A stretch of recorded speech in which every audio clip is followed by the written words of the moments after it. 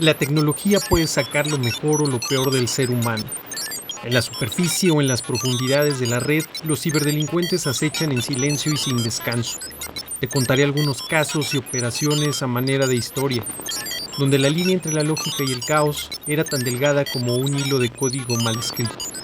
Bienvenidos a Bitácora del Cibercrimen, donde lo que parece fantasía es en realidad un reflejo de la oscura verdad digital.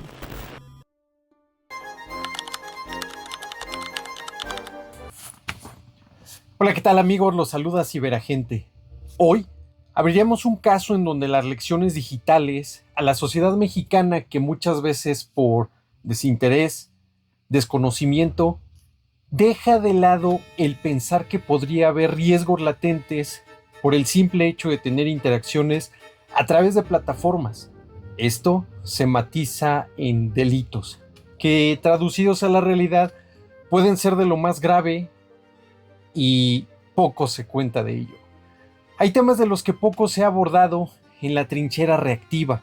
Cuando se habla, por ejemplo, de grooming, se tocan por lo general elementos preventivos, cápsulas informativas, campañas de concientización, protocolos básicos, algunos contenidos multimedia.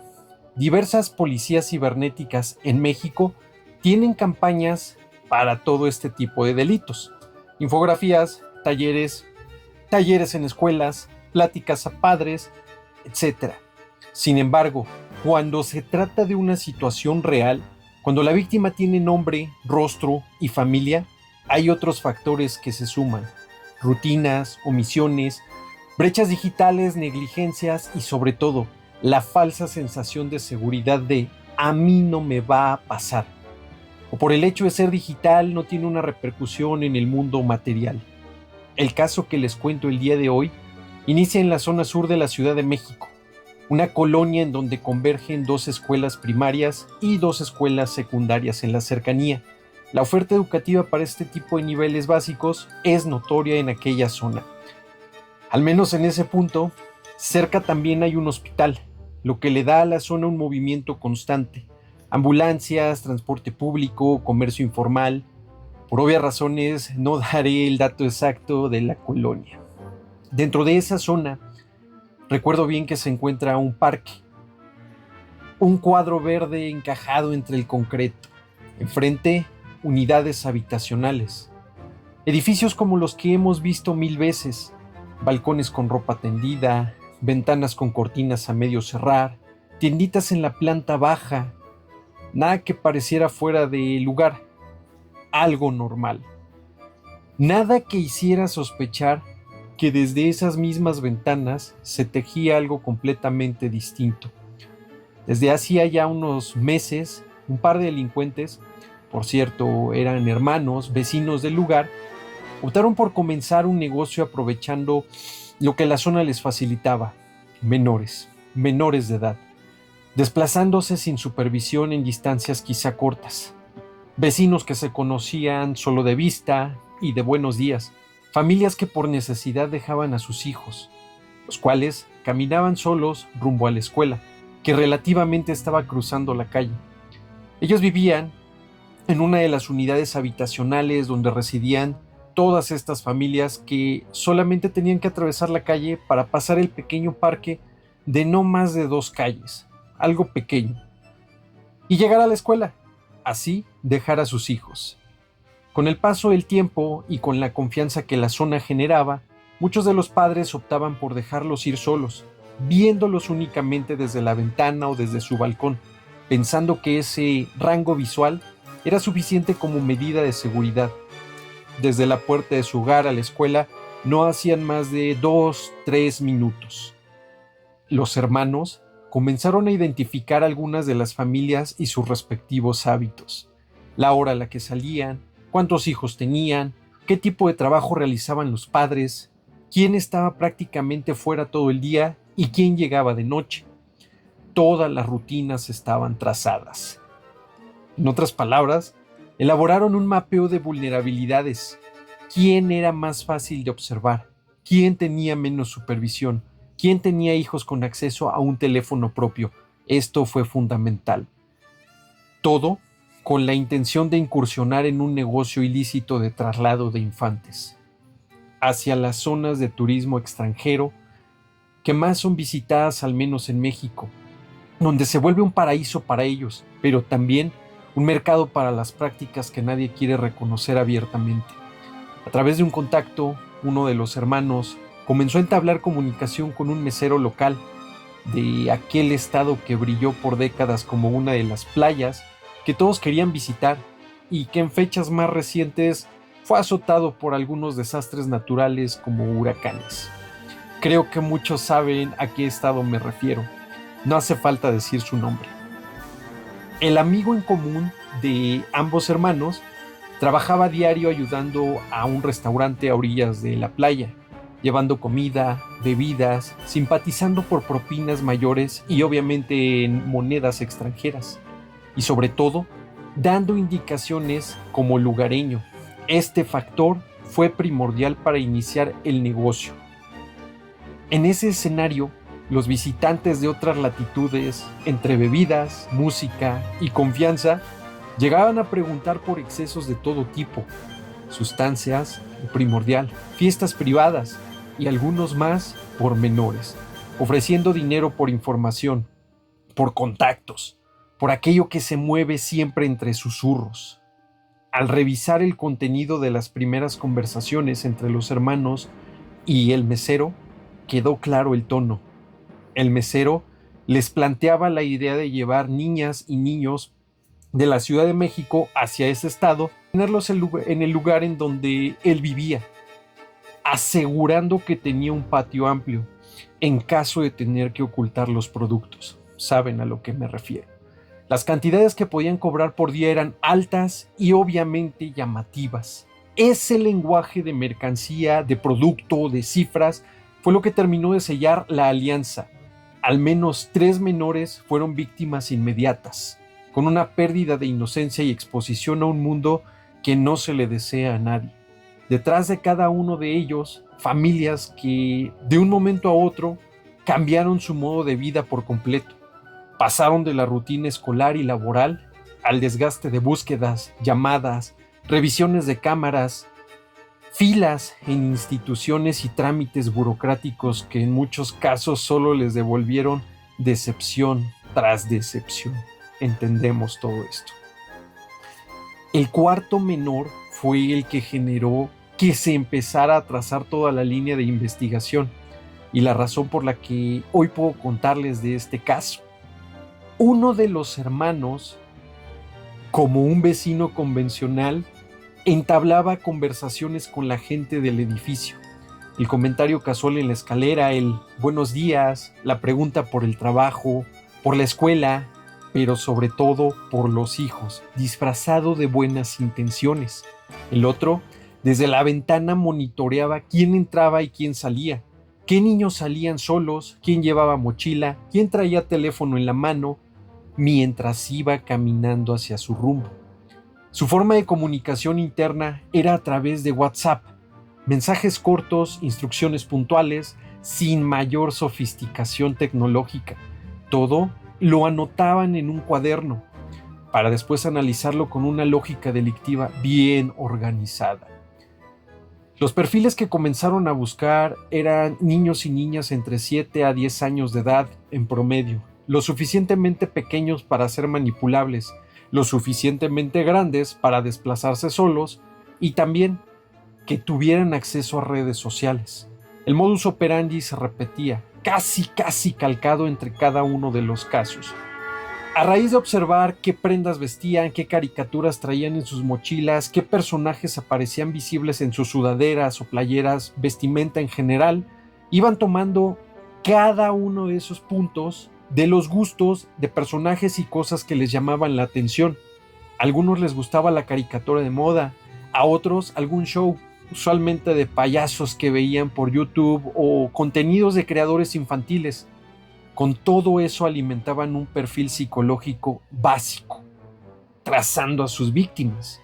Con esa información era más que suficiente para crear un perfil de Facebook utilizando imágenes y nombres de algunos de sus otros vecinos o de niños que eran conocidos en la unidad. para que cuando el menor mirara la solicitud de amistad le resultara familiar y aceptara de inmediato.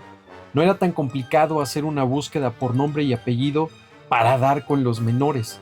Básicamente no había algún tipo de cuidado digital sobre esta parte. Y de ahí surge la pregunta, ¿qué hace un menor usando Facebook con un móvil sin supervisión? La realidad en este caso mostraba otro patrón. Menores con un móvil en la mano, prácticamente todo el día, padres trabajando, jornadas largas. Así, sin algún tipo de supervisión efectiva, niños que se movían solos del departamento a la escuela y viceversa, ocasionalmente a la tienda del primer piso de la unidad. Ahí estaba el gancho, el hit como yo le llamo. A través de redes sociales, con el nombre de alguien que conocían y una imagen que les resultaba familiar, los delincuentes eran aceptados, sin mayor inconveniente. En especial, uno de los hermanos era el encargado de iniciar la charla al estilo de un groomer, entablando el contacto para ofrecer confianza. Les preguntaba a los niños qué tal la primaria, qué opinaban de tal compañera o compañero, usualmente vecinos, qué les gustaba hacer, si salían a jugar, a qué hora y con quién. A partir de ahí, el cuarto menor del que les hablo fue abordado de la misma manera que los otros tres anteriores.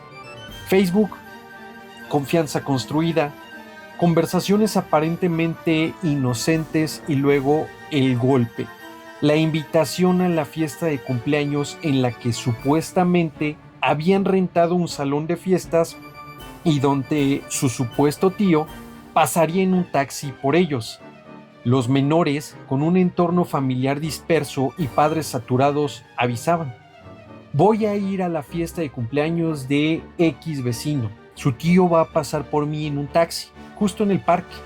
Al escuchar un nombre conocido y asociarlo con alguien del edificio, los padres creían que en efecto se trataba de algún vecino de siempre. Pero no era así. Llegaba el día, a las 2 p.m. les pedían esperar en el parque. Los casos se enlazan con esta hora. El supuesto familiar tío en un taxi pasaría de inmediato. Solo bastaba cruzar la calle, sin supervisión adulta, bajar las escaleras, atravesar el parque, abordar el vehículo.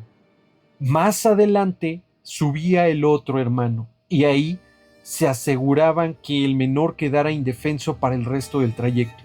Lo dormían, sin hacer ruido, sin levantar sospechas. El traslado comenzaba desde ese punto hacia la zona sur de la Ciudad de México, pasando por un estado cercano. Aproximadamente 3 horas después llegaban al destino. El amigo mesero los recibía con discreción y comenzaban a contactar uno por uno a aquellos de los clientes quienes estaban previamente interesados, pues se habían tomado sus respectivos números, avisándoles que ya había llegado mercancía nueva. Los servicios ofrecidos consistían en llevar al menor al lugar del hospedaje del cliente y dejarlo por una cantidad de horas acordada, siempre ajustada al bolsillo del respectivo turista. Mientras más se podía pagar, más flexibles eran las condiciones. Muy inhumano el tema. Las reglas internas entre los tres delincuentes eran pocas pero claras. Lo que buscaban era mantener el negocio en marcha el mayor tiempo posible. Por semanas estaban embolsando un aproximado entre $3,000 a $6,000, si mal no recuerdo, por menor. Los hermanos se quedaban al menos un día para degustar sus ganancias y luego regresaban al apartamento allá en la zona sur. El primer menor cayó en sus manos en un mes de enero. A las 2 semanas el golpe fue doble. Un par de hermanos de 8 y 5 años. Ese caso fue especialmente cotizado en el estado de Playa, donde el negocio se había comenzado a correr de boca en boca. Dentro de las comunidades que ya eran afines a este tipo de prácticas, foros y grupos de Facebook de extranjeros buscando CP real, saben a lo que me refiero. Retomando un poquito la línea de investigación, cuando el cuarto menor fue abordado y no llegó a casa, con todo el protocolo de denuncia ante las instancias correspondientes, me contactó uno de los familiares, el tío del menor, una persona relacionada a temas jurídicos y dentro de todo este ámbito policial. Aquí es donde comienza la cacería. El primer indicio fue revisar sin lugar a dudas la actividad digital que quedaba en la laptop de la casa. Las cuentas estaban sincronizadas. Ahí, las conversaciones, las cuentas, las solicitudes de amistad daban todas las pistas para construir el contexto. El móvil del menor había sido apagado en los primeros instantes de su abordaje de subida al taxi y dejado a la deriva, así que la evidencia previa fue clave para todo esto. La recopilación apuntaba a conversaciones y contactos específicos, horarios, patrones de lenguaje, rutas probables, y la actividad digital a veces no miente. La huella queda aunque el dispositivo se apague. A la par, también se recuperaron videograbaciones, cámaras que permitieron hacer el trazado de la ruta criminal del vehículo. Nos vamos a saltar todo el trámite lento de la cooperación formal entre cada uno de los estados y ante la urgencia se comenzó a trabajar en campo para llegar al punto de rastreo final. No debería ser extraño que al llegar a una zona paradisíaca para muchos, lo ilegal también está presente, muy marcado. Ofrecimientos de servicios, productos y algunos extras son parte del susurro cotidiano. Al preguntar con discreción a algunos de los lugareños en la investigación de campo, más de uno ya había escuchado que estaban sirviendo niños a la carta, pero únicamente para extranjeros porque estos pagaban en dólares. Esto solamente confirmaba las sospechas. Los menores estaban siendo extraídos para ser ofertados como servicios en un mercado clandestino, pero todos cometen un error, y ese error permitió hacer el trazado directo hacia los captores. Dentro de todas las comunicaciones, el uso repetido de un número de móvil fue la pieza clave. Fue posible triangularlo y hacer match con algunos enlaces dentro de toda la zona. El patrón tenía coincidencia. Esto llevó a dar con el mesero, quien en una jornada aparentemente normal, de viernes, esperando turistas, sirviendo bebidas, fue abordado por el personal encubierto, haciéndose pasar por servicios especiales, clientes pues. Soltó toda la información casi de inmediato al escuchar que el pago sería muy bueno, por encima de lo que quizá le habían ofrecido por día. Se cuadró todo para llegar a la puesta al lugar al otro día y se logró la detención directa. Esta persona, al verse acorralada, proporcionó datos que condujeron hacia los hermanos, quienes al momento de entrar por la puerta se encontraban planeando quién sería su siguiente víctima. Ambas operaciones se coordinaron el mismo día, obviamente cada una en su respectivo estado y lugar de intervención. En el lugar de intervención de la zona de playa, recuerdo bien que la vivienda del mesero mostraba rastros claros que no era un hogar cualquiera. Restos de comida rápida, desorden, rastros físicos suficientes para entender que ahí habían pasado cosas graves. No es necesario detallarlas. El cuarto menor fue localizado aún con vida, pero en malas condiciones, atado con vendas improvisadas de farmacia y con rastros de violencia. Había sido alimentado durante algunas semanas únicamente con sopa instantánea y agua. Pese a los esfuerzos posteriores, su estancia en este mundo no excedió a las 72 horas. Un poco drástico. La coordinación lograda dio un golpe a una de las tantas industrias del turismo oscuro que se dan en la zona de playa, donde el oportunismo se hace presente para cada negocio, incluso los que nadie se atreve a admitir que existen. Dentro de sus ingresos, tras las rejas, no duraron más de un mes. Los hermanos intentaron de todo para sobrevivir, pero dentro de la jaula urbana, los depredadores que involucran a niños pagan el doble. El mesero continúa encerrado. Él ahora es el juguete de otros más. No saldrá respirando, esto es una realidad. La condena es larga. Este caso, como les comentaba, aparece en un inicio como un modus operandi de grooming convencional, mayores haciéndose pasar por otra identidad para lograr acercamientos con menores. Pero la realidad simplemente trata de la antesala de algo muchísimo más drástico y profundo, más deshumanizado. Pasaron al menos 3 meses desde el punto inicial, desde ese mes de enero, hacia la desarticulación completa de estas 3 personas. Este ha sido uno de los casos más emblemáticos que demuestra que el factor humano y la cooperación a veces interestatal hacen un parteaguas. El factor humano como uno de los errores para poder ingresar y localizar. La cooperación interestatal, claro, sumamente fundamental a raíz de todas las autoridades que se involucran. Sin embargo, el factor psicosocial que tenemos que analizar también de toda esta parte delincuencial y el oportunismo generado a raíz de propuestas que parecieran simples, pero pueden terminar con vidas, es otra de las realidades del día a día. Hay delitos de los que no se habla, hay escenas que ni siquiera se imaginan. Recuerdo también el entrar a la casa del mesero y en la parte de atrás, en ese patio amplio, estaban marcadas muchos espacios, muchas partes de tierra.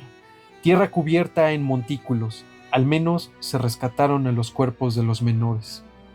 Amigos, este ha sido un caso más para Bitácora del Cibercrimen. Recuerden que periódicamente les estaré contando algunas de las operaciones en las que he participado y he dado pie para conocer todo este mundo criminal desde la perspectiva criminológica, desde el punto y lugar de intervención, experiencia y voz propia trazada a través de algunos contenidos multimedia. Síganme para más contenido, episodios completos en Spotify y en YouTube. Soy Ciberagente, saludos.